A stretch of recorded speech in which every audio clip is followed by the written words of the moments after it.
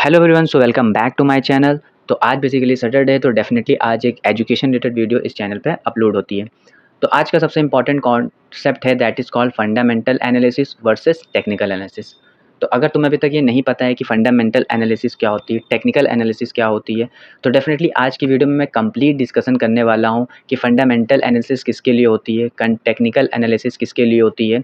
तो डेफिनेटली इस वीडियो को लास्ट तक देखना सो दैट जितनी भी इन्फॉर्मेशन या नॉलेज है रिलेटेड टू दिस टॉपिक वो आज क्लियर हो जाएगी। तो चलिए स्टार्ट करते हैं विदाउट एनी डिले। और उससे पहले चैनल को सब्सक्राइब भी कर लेना, बेल नोटिफिकेशन भी ऑन कर लेना। स्टॉक मार्केट से रिलेटेड कोई भी न्यूज़, इन्फॉर्मेशन, एजुकेशन से रिलेटेड इस चैनल पे सब कुछ अपलोड होता है। तो स्टार्ट करते हैं। सबसे पहले हम लोग बेसिक अंडरस्टैंड करते हैं कि एनालिसिस होती कितने तरह से है, यानी कि एनालिसिस हम लोग करते क्यों हैं। तो एनालिसिस का सिंपल मतलब होता है कि स्टॉक मार्केट में शेयर के ऊपर बात करना।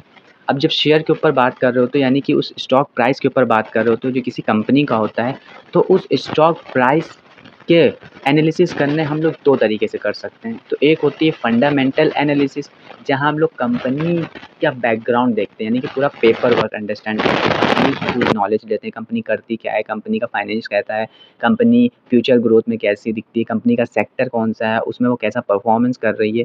तो ये सारा फंडामेंटल एनालिसिस में आ जाता है, यानी कि हम लोग पूरा कंपनी का बैकग्राउंड देखते हैं। ऑन द अदर हैंड जब हम लोग टेक्निकल एनालिसिस की बात करते हैं तो इस शेयर प्राइस का जो चार्ट होता है, यहाँ पे ये प्राइस मूवमेंट कर रहा होता है, तो टेक्निकल एनालिसिस सिर्फ इस चार्ट से रिलेटेड होता है, यानी कि हम चार्ट पे ही डिसाइड करते हैं कि हमें बाय करना है कि सेल करना है। ठीक है, और ये कैसे पता चलता है, ये बेसिकली टेक्निकल एनालिसिस हम लोग विद इन अ मिनट के लिए कर सकते हैं, विद इन अ आवर के लिए कर सकते हैं, within a day, within a week, within a month तक की हम लोग कर सकते हैं। तो ये सब बेसिकली टेक्निकल एनालिसिस के अंदर आती है, जहाँ पे हमने कंपनी से जो उसका शेयर प्राइस है उसके ऊपर हम लोग रिलाई करते हैं, ना कि हम लोग देखते हैं कि उसका बैकग्राउंड कैसा है, यानी कि उसकी कंपनी का परफॉर्मेंस कैसा है। तो आज हम लोग ये दोनों सिचुएशन को एग्जैक्ट तरीके से अच्छे से सिचुएशन कब कौन यूज़ करता है, ठीक है, तो आज पूरी डिटेल में हम लोग इस चीज़ों को अंडरस्टैंड करेंगे। तो बेसिक इंट्रोडक्शन हो चुका है कि एनालिसिस बेसिकली हम लोग शेयर प्राइस के ऊपर जो कंपनी का लिस्टेड होता है उसके ऊपर स्टडी करते हैं। उसमें दो तरीके की स्टडी होती है, that is called fundamental analysis, जहाँ पे हम लोग उसके कंपनी का बैकग्राउंड पूरा डिटेल में डिस्कस करते हैं, और टेक्निकल एनालिसिस जहाँ पे हम लोग सिर्फ चार्ट सामने देखते हैं स्क्रीन पे, उसके बेसिस पे हम लोग डिसाइड करते हैं कि ये कंपनी अभी एक शेयर ये 1 हफ्ते में, डेढ़ हफ्ते में, 1 महीने में या 1 घंटे में कितना ऊपर या नीचे जा सकता है। तो ये टेक्निकल एनालिसिस थी, ये फंडामेंटल एनालिसिस थी। तो चलिए अब डिस्कस करते हैं the first important analysis that is called fundamental analysis. तो फंडामेंटल एनालिसिस होती क्या है? ये फंडामेंटल एनालिसिस होती है कंपनी की रियल वैल्यू, ठीक है, यानी कि ये पूरा पेपर वर्क होता है। जब भी आप फंडामेंटल एनालिसिस कर रहे होते हो तो यानी कि पूरी पेपर वर्क कर रहे होते हो उस शेयर प्राइस का जिस कंपनी का वो है। इसमें क्या आता है, सबसे पहले इंपॉर्टेंट, इसमें हम बिज़नेस मॉडल को देखते हैं कि जो भी कंपनी का जो शेयर प्राइस लिस्टेड है उसमें अगर हम इन्वेस्ट कर रहे हैं तो वो बेसिकली उसका बिज़नेस मॉडल क्या है, वरना वो काम क्या करती है, वो किस सेक्टर में काम करती है, उसका परफॉर्मेंस कैसा है, ठीक है, वो किस मॉडल पे काम करती है, क्या किसी प्रोडक्ट पे बेस पे काम करती है या खुद का बिजनेस है उसका। तो ये सब डिस्कशन हम लोग बिजनेस मॉडल में रखते हैं, यानी कि उसके पूरे बिजनेस को एनालाइज करते हैं। ठीक है, जैसे अगर हम बात कर लें सिंपल से कि कोई भी एक शेयर है, IRFC का शेयर ले सकते हैं, तो उसका बिजनेस मॉडल क्या है कि ये रेलवे से रिलेटेड काम करती है, सारे इंफ्रास्ट्रक्चर से, रेलवे से इंफ्रास्ट्रक्चर से रिलेटेड सारा काम परफॉर्मेंस में आता है, तो इसका ये बिजनेस मॉडल हो गया। वही हम बात कर लेते हैं किसी MRF टायर से रिलेटेड, तो यहाँ से साफ साफ दिख रहा है इसका बिजनेस मॉडल क्या है, टायर बनाना, टायर से रिलेटेड इंस्ट्रूमेंट को बनाना, ये सबसे रिलेटेड इसका काम होता है। वही हम बात कर लेते हैं जैसे बजाज फाइनेंस, तो बजाज फाइनेंस का कैसा बिजनेस मॉडल है, that is called finance related model है इसका। तो इस तरीके से पहले हम लोग किसी भी शेयर प्राइस जो भी कंपनी का लिस्टेड है उसका बिजनेस मॉडल देखते हैं कि वो किस सेक्टर में काम करती है, उसका मॉडल कैसा है। फिर उसमें हम लोग स्टडी करते हैं फाइनेंशियल हेल्थ, यानी कि फाइनेंशियल हेल्थ में बात आ जाती है कि उसका सारा प्रॉफिट ग्रोथ वो किस तरीके से कमा रही है, कितना कमा रही है, कितना खर्चा कर रही है, ठीक है, नेट प्रॉफिट कैसा आ रहा है उसका, उसका बैलेंस शीट कैसी है, उसकी इनकम स्टेटमेंट कैसी है, उसका कैश फ्लो स्टेटमेंट कैसा है। तो ये सारा जब हम लोग डिस्कस करते हैं, उसके पास एसेट्स कितने हैं, लायबिलिटीज़ की कितनी है, डेप्ट कितना चल रहा है, पूरा फाइनेंस से रिलेटेड कंपनी का ओवरऑल परफॉर्मेंस हम लोग फाइनेंशियल हेल्थ में डिस्कस करते हैं। देन हम लोग उसकी थर्ड डिस्कशन जो फंडामेंटल में करते हैं उसकी फ्यूचर ग्रोथ, यानी कि उसका बिजनेस फ्यूचर में कैसा परफॉर्मेंस करेगा, क्योंकि असल में जो भी इन्वेस्टमेंट होती है किसी भी शेयर प्राइस में, तो उसके प्रेजेंट को देख के इन्वेस्ट नहीं करते हैं, बेसिकली उसके फ्यूचर को देख के ही इन्वेस्टर इन्वेस्ट करते हैं। कोई भी शेयर में इन्वेस्टर जब भी इन्वेस्ट करते हैं तो उसको हमेशा ये ध्यान रखता है कि ये फ्यूचर में क्या करेगी, इसका फ्यूचर ग्रोथ कैसा है, यानी कि जिस सेक्टर में है क्या ये लीडिंग सेक्टर का एक शेयर है, जो भी सेक्टर है उस सेक्टर में क्या ये लीडिंग शेयर है, इसके ऊपर डिस्कस करते हैं। क्या ये अपने इसकी मैनेजमेंट कैसी है, इसका मतलब जो भी इसकी इन्फॉर्मेशन निकल के आ रही है फ्यूचर से रिलेटेड, कि मतलब इसकी कमेंट्री कैसे है, इसकी मैनेजमेंट टीम की कि क्या-क्या करने वाले हैं फ्यूचर में, तो फ्यूचर ग्रोथ इसका कैसा है उसके ऊपर डिस्कस करते हैं। जैसे लाइक हम मान लेते हैं कोई एक शेयर है लाइक कल्याण ज्वेलर्स का, तो कल्याण ज्वेलर्स साफ-साफ है कि किस सेक्टर में काम, ज्वेलरी सेक्टर में काम करती है, उसका मतलब साफ-साफ दिख रहा है कि ये क्या है, इसका फ्यूचर ग्रोथ ग्रोथ में ही रहेगा, क्योंकि ज्वेलरी ऑलवेज़ भी अपसाइड मूवमेंट होता है, ठीक है? तो that is called future growth. तो फंडामेंटल एनालिसिस में हम लोग ज़्यादा फोकस कंपनी की रियल वैल्यूज़ पे डिटरमाइन करते हैं, जहाँ उसके बिज़नेस मॉडल को समझते हैं अच्छे से, फाइनेंशियल हेल्थ को समझते हैं उसके, और सबसे इम्पोर्टेंट है कि उसका फ्यूचर में ग्रोथ कैसा है, उसके ऊपर भी डिस्कस करते हैं। अब कुछ फंडामेंटल एनालिसिस के की फैक्टर्स होते हैं। की फैक्टर जैसे सबसे पहले तो हम लोग उसका फाइनेंस ही देखते हैं कि उसका रेवेन्यू कितना आ रहा है, उसका प्रॉफिट उसमें से कितना हो रहा है, क्या जो भी उसका रेवेन्यू प्रॉफिट आ रहा है क्वार्टरली इंक्रीमेंट ऑर्डर में है या yearly on yearly increment order में है। लाइक जैसे अगर मान लेते हैं 2025 जून का रिज़ल्ट आया, तो क्या ये पिछले 2024 जून से अच्छा रिज़ल्ट है कि नहीं, या इससे प्रीवियस जो भी ये आपका मार्च अप्रैल में रिज़ल्ट आया था उससे अच्छा है कि नहीं। तो ये सब क्या डिस्कशन होता है कि बेसिकली उसका रेवेन्यू और प्रॉफिट जो है, यानी कि फाइनेंस है, वो थोड़ा अच्छा होना चाहिए उसका, यानी कि रेवेन्यू और प्रॉफिट उसका कंटिन्यूअसली एक इंक्रीमेंट ऑर्डर में होना चाहिए। तो पहला टूल होता है उसका रेवेन्यू और प्रॉफिट को जज करना। आप किसी भी तुम ऐसी कंपनी में इन्वेस्ट नहीं कर सकते जिसका रेवेन्यू नहीं है और प्रॉफिट उसका नेगेटिव में है, यानी कि कोई प्रॉफिट भी नहीं आ रहा है। अब प्रॉफिट ना आना इज डज नॉट डिफाइन कि वो कंपनी अच्छी नहीं है। कभी कभी इनिशियल स्टेज में प्रॉफिट नहीं आते, बट अगर उसका फ्यूचर ओरिएंटेड और चीज़ें उसकी डोमिनेट करती तो ये प्रॉफिट कंटिन्यूसली फिर इंक्रीमेंट ऑर्डर में नेगेटिव से पॉजिटिव भी हो जाता है। बट इसके लिए तुम्हें और चीज़ों को भी एनालिसिस करना पड़ता है। बट अगर हम सिंपल बात करें तो एक अच्छी कंपनी का रेवेन्यू और प्रॉफिट अच्छा ही होता है। उसकी बैलेंस शीट को पढ़ना, बैलेंस शीट मतलब उसका डेप्ट कितना है, कंपनी पे कर्ज कितना है, इसके ऊपर भी डिस्कस करना होता है। एसेट्स के ऊपर बात करते हैं कि उसके पास एसेट्स कितना है, मतलब उसके पास माल कितना पड़ा हुआ है। कभी-कभी अब जैसे मान लेते हैं एग्ज़ाम्पल कि मान लो कोई एक कंपनी है, अब उस कंपनी के पास एसेट्स हैं, यानी कि एसेट्स कह सकते हैं कि उसके पास माल पड़ा है 10 लाख करोड़ का माल पड़ा हुआ है, ठीक है? और उस कंपनी के ऊपर डेब्ट कितना है 50,000 करोड़ का। तो ये जस्टिफ़ाई करता है इस कंपनी के लिए, क्योंकि उसके पास इतना ज़्यादा एसेट्स है कि ये ईज़िली इस डेब्ट को क्लैरिफ़ाई कर सकता है। तो ये होती है बैलेंस शीट, यानी कि उसका डेब्ट को एनालाइज़ करना है कि उसके ऊपर कंपनी का डेब्ट कितना है एज़ कंपेयर देन उसके पास एसेट्स कितने हैं। देन इसके बाद कुछ रेशियो सबसे इंपॉर्टेंट होते हैं, जैसे price to earning ratio, return on equity ratio, ठीक है? पीबी रेशियो भी एक होता है, प्राइस टू बुक रेशियो, और सबसे price to book value ratio, और सबसे इंपॉर्टेंट डिविडेंड यील्ड, मतलब क्या वो शेयर डिविडेंड प्रोवाइड करता है कि नहीं प्रोवाइड करता है।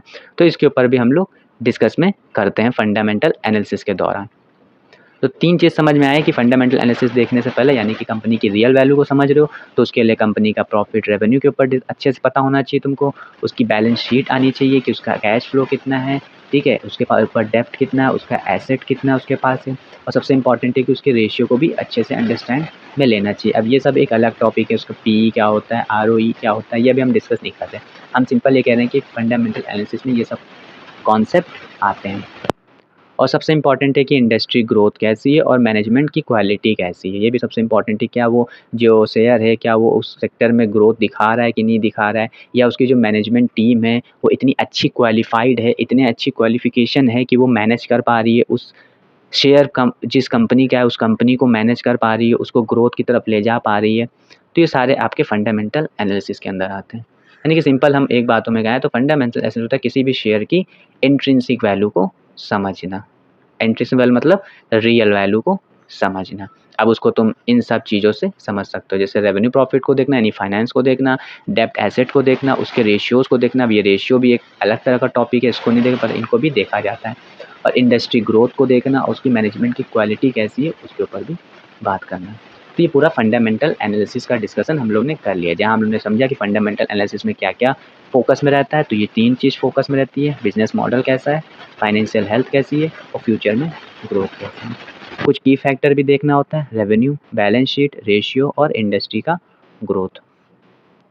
जैसे लाइक एग्जांपल की बात कर लेते हैं, जैसे फंडामेंटल ऐसे एग्जांपल, जैसे हम लोग रिलायंस जियो की बात करते हैं तो इसका एनुअली प्रॉफिट कितना है 90,000 करोड़, एक हम अज्यूम कर रहे हैं, ठीक है 90,000 करोड़। और ये साफ साफ दिख रहा है कि ये रिटेल और टेलीकॉम सेक्टर में एक डोमिनेंस है, यानी कि इसमें ग्रोथ भी है इसका, और इसका डेप्ट लेवल भी बहुत रिड्यूस हो रहा है, यानी कि डेप्ट भी इसका जो कर्जा है वो धीरे धीरे कम हो रहा है। तो यहाँ से क्या दिख रहा है कि ये जियो जो है वो एनुअली 90,000 करोड़ का प्रॉफिट अर्न कर रही है, और ये डिफरेंट डिफरेंट सेक्टर्स में, जैसे रिटेल हो गया, टेलीकॉम सेक्टर में एक स्ट्रॉन्ग लीड ले रही है, और प्लस इसका डेप्ट भी रिड्यूस हो रहा है। तो इससे क्या दिख रहा है कि ये शेयर कैसा है, एक अच्छा शेयर है, क्यों? क्योंकि इसमें प्रॉफिट भी अच्छा है, डेप्ट भी कम हो रहा है, और ये लीडिंग सेक्टर भी अपनी अपनी फील्ड में बन रहा है।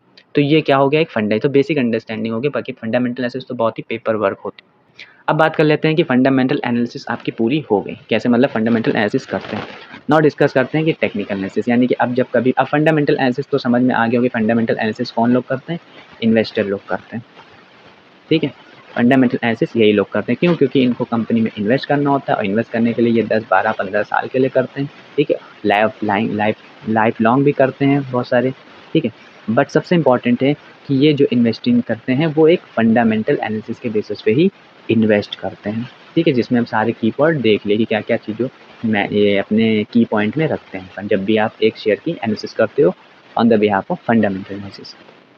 अब टेक्निकल एनालिसिस में क्या बात आती है, तो टेक्निकल एनालिसिस में बेसिकली हम लोग चार्ट को, सिंपल है, टेक्निकल एनालिसिस हम लोग किसको देखते हैं, सिर्फ चार्ट को देखते हैं, यानी कि वो जो कंपनी था, वो कंपनी का जो शेयर था, उस शेयर के ऊपर डिस्कस करना फंडामेंटली कहलाता है, इन्वेस्ट करना। बट अब उस शेयर के ऊपर हम जब टेक्निकल एनालिसिस कर रहे हैं तो उसका मतलब सिर्फ उसके चार्ट को देख रहे हैं, यानी कि उसका जो प्राइस मूवमेंट हो रहा है सिर्फ उसको देख रहे हैं। उसमें क्या क्या चीज़ आती है, तो प्राइस एंड वैल्यूम स्टडी होती है कि उसका प्राइस एक्शन कैसा फॉर्म कर रहा है, क्या बियरिश फॉर्म कर रहा है या बुलिश सेंटीमेंट फॉर्म कर रहा है, उसके चार्ट में वैल्यूम कैसा है, क्या वैल्यूम प्राइस ऊपर के साथ बढ़ रहा है या प्राइस नीचे गिरने के साथ बढ़ रहा है, तो इसकी स्टडी करते हैं। शॉर्ट टर्म ट्रेडिंग होती है, मतलब टेक्निकल एनालिसिस किस लिए की जाती है, टेक्निकल एनालिसिस आपकी शॉर्ट टर्म ट्रेडिंग के लिए होती है, लाइक 1 मिनट हो सकती है, 5 मिनट हो सकती है, 1 आवर हो सकती है, 1 डे हो सकती है, 1 वीक हो सकती है, 1 मंथ हो सकती है। तो टेक्निकल एनालिसिस बेसिकली कभी भी आपके फंडामेंटल एनालिसिस से रिलेटेड नहीं होती। यहाँ पे सिर्फ आप चार्ट को रीड करके, उसके प्राइस एक्शन को रीड करके ही बाय और सेल, एंट्री और एग्जिट प्लान करते हो, ठीक है। चार्ट पैटर्न्स इसमें होते हैं, ट्रेंड एनालिसिस होती है, यानी कि ट्रेंड अभी कैसा है, बुलिश ट्रेंड है तो यानी कि यहाँ पे आया सपोर्ट बना, ट्रेंड ऑलरेडी बुलिश है, यहाँ पे आया तो यहाँ से क्या ऊपर ही जाएगा। तो इस तरीके से टेक्निकल एनालिसिस चार्ट को देख के की जाती है।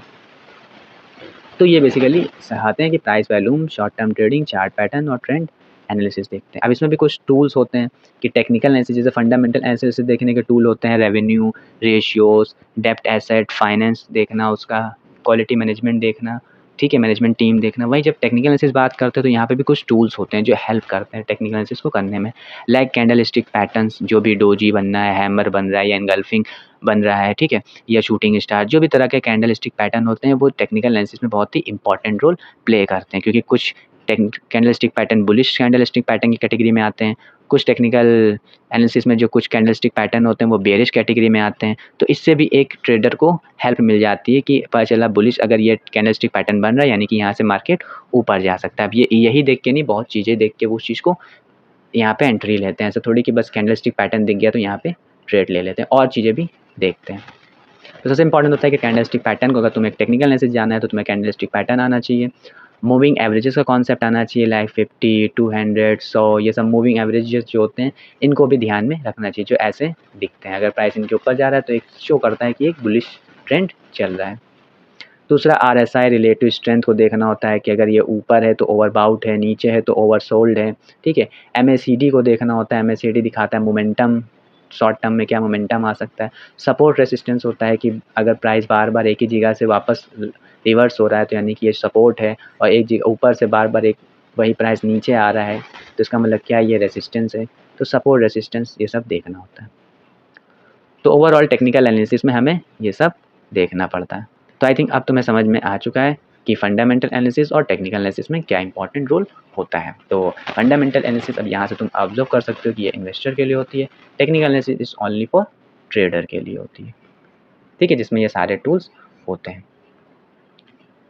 सो नाउ एक एग्जांपल देख लेते हैं, जैसे HDFC बैंक का, ठीक है। यहाँ पे हम सपोर्ट रेसिस्टेंस टेक्निकल एनालिसिस के बेसिस पे यूज़ करते हैं। मान लेते हैं ये HDFC बैंक का शेयर है जिसका ये बेसिकली प्राइस एक्शन है। अब सिंपली ये है कि अब जो इन्वेस्टर होगा वो यहाँ पे ये देख के थोड़ी ट्रेड करेगा, वो इन्वेस्ट करेगा तो इसके फंडामेंटल को देखेगा, इसका रेवेन्यू कितना आ रहा है, ठीक है, year on year, quarter on quarter, इसका फाइनेंस बैकग्राउंड स्टेटमेंट कैसा है, ठीक है, पूरा उसको देखना, इसके फ्यूचर ग्रोथ को देखना, ठीक है, इसकी कंपनी में जो मैनेजमेंट टीम है, क्वालिटी इंडस्ट्री है, उसके ऊपर डिस्कस करना, तो ये इन्वेस्टर करेगा। बट अगर एक ट्रेडर होगा तो वो ये सब थोड़ी देखेगा, वो सिंपली यहाँ पे चार्ट देखेगा। उसको अगर शॉर्ट टर्म में ट्रेडिंग करना है तो यहाँ से दिख रहा है कि ये इस पे क्या ले रहा है, ये सपोर्ट ले रहा है, ठीक है। तो अगली बार जब प्राइस यहाँ पे आएगा तो वो क्या करेगा, बाय करेगा, तो क्योंकि ये सपोर्टिंग का काम कर रहा है। और यहाँ से दिख रहा है कि इस पे एक रेजिस्टेंस की तरह काम कर रहा है, यानी कि यहाँ पे वापस से वो प्राइस लौट रहा है, तो जैसे यहाँ पे खरीदेगा यहाँ पे आके बेच देगा। तो इस तरीके से सपोर्ट और रेजिस्टेंस काम करता है। जैसे यहाँ पे साफ साफ दिख रहा है कि जो प्राइस है वो रिपीटेडली बाउंस कर रहा है 1500 से, यानी कि 1500 वो वापस बाउंस कर रहा है। तो ये एक सपोर्ट लेवल हो गया जहाँ से प्राइस ऊपर जाने की बार बार कोशिश कर रहा है। वहीं दूसरी तरफ क्या दिखता है, ये सपोर्ट को देखता है ट्रेडर, तो यहाँ पे क्या करता है, वो बाय कर लेता है। यहाँ पे बाय करेगा, फिर ऊपर देखेगा कि ट्रेडर की यहाँ से बार बार प्राइस नीचे आने की कोशिश कर रहा है, तब ये क्या हो गया, एक तरह से रेसिस्टेंस हो गया। तो यहाँ पे क्या करेगा, ट्रेडर सेल मारने की कोशिश करेगा। तो ये एग्जांपल हो गया जहाँ पे आप सिंपली यहाँ पे, अब यहाँ पे कोई फंडामेंटल दिख रहा है कि यहाँ पे एचडीएफसी बैंक का क्या कोई रोल है ही नहीं, यहाँ पे सिर्फ हम चार्ट को देख रहे हैं कि यहाँ से बार बार लौट रहा है, ऊपर जा रहा है तो यहाँ पे बाय कर ले, यहाँ से बार बार नीचे आ रहा है तो यहाँ से सेल कर दिया, सिंपली सपोर्ट रेजिस्टेंस टूल का यूज़ करके टेक्निकल एनालिसिस में। सो नाउ अब पूरा अंडरस्टैंडिंग होगी कि फंडामेंटल एनालिसिस और टेक्निकल एनालिसिस क्या होती है। फंडामेंटल एनालिसिस पूरी कंपनी की हेल्थ चेकअप होती है और ये लॉन्ग टर्म इन्वेस्टमेंट के लिए होती है। वहीं टेक्निकल एनालिसिस होती है स्टॉक प्राइस का एक्सरे करते हैं, यानी कि यहाँ पे शॉर्ट टर्म ट्रेडर के लिए एप्लीकेबल होता है। So this is all about कि फंडामेंटल एनालिसिस जहाँ पे हमने डिस्कस कर लिया कि यहाँ पे पूरा कंपनी का बैकग्राउंड देखा जाता है। वहीं टेक्निकल एनालिसिस में हम लोग सिंपली चार्ट को रीड करके ही एंट्री एग्जिट प्लान करते हैं, ठीक है।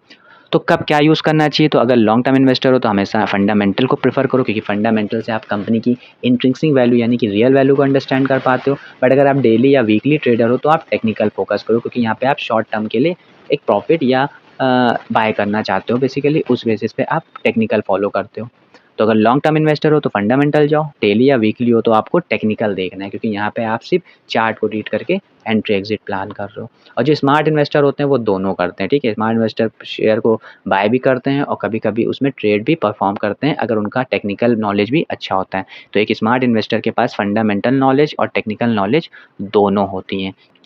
So this is all about fundamental analysis, जहाँ पे हम लोग पूरा इनकम स्टेटमेंट ये सब देखते हैं, उसका रेवेन्यू प्रॉफिट क्या हो रहा है, ठीक है, उसका बिजनेस मॉडल क्या है, सेक्टर वो कौन सा है, उसका फ्यूचर ग्रोथ क्या है। बट वहीं टेक्निकल एनालिसिस बात करें तो इसमें देखो ज़मीन आसमान का फ़र्क है, इसमें इसके शेयर जो चार्ट बन रहा है उससे कोई लेना देना नहीं होता है। लेकिन टेक्निकल एनालिसिस में पूरा हम लोग किस पे ध्यान देते हैं, टेक्निकल पे, यानी कि चार्ट को रीड करते हैं, उसके पैटर्न्स को रीड करते हैं, कैंडलस्टिक पैटर्न्स को, उसमें सपोर्ट रेजिस्टेंस देखते हैं, उसमें इंडिकेटर लगा के यूज़ करते हैं।